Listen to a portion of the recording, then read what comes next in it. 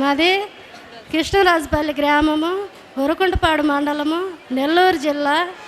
కానీ మా తోడుకోడలు విశాఖయ్య గారు ఆరాధనకు వస్తుంది తైలాభిషేకానికి.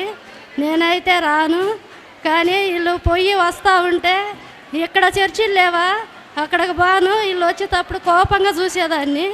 కానీ నా పట్ల దేవుడు చాలా కార్యం చేసిండు, నన్ను మార్చిండు. 4వ నెలలో వచ్చితే ఏరే వాళ్ళ గురించి సాక్ష్యం చెప్పిండు.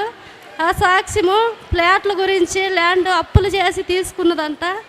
అదే మేము తీసుకుంటామా, జరుగుద్దా మాకు అని నేను అనుకున్నాను. కానీ ఆయన ఆ వారంలోనే మాకు ఇక్కడికి వచ్చి పోయినాక మాకు ఆ ఫ్లాట్లు కుదిరి మేము మళ్ళీ అనుకోకుండా అప్లికేషన్ పెట్టుకున్నాము. మళ్ళీ డబ్బులు లేవు, ₹1,00,000 అప్పు తెచ్చి కట్టినాము. మళ్ళా ఇంకా 4 లక్షలు కావాలి, 5 లక్షలు పెట్టి ఫ్లాట్లు 2 తీసుకున్నాము.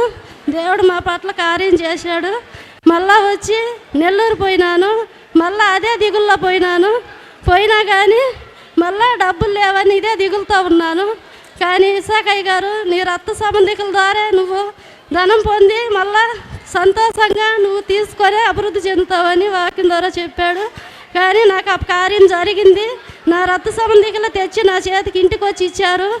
కానీ మళ్ళా వచ్చి నాకు పాడి పశువులు అభివృద్ధి లేదని చాలామంది ఎగతాళి చేసి నవ్వుకుండేవాళ్ళు.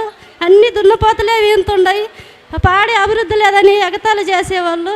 కానీ మళ్ళా నాకు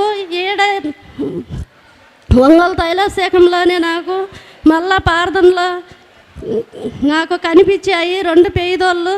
అదే స్థలంలో ఏడైతే కనిపించినాయి అదే స్థలంలో ఆదివారం 1, సోమవారం 1 పొద్దున్న అదే టయానికి 7 గంటలకు ఈనాయి. దేవుడికి నా వందనాలు, విశాఖయ్య గారికి నా వందనాలు.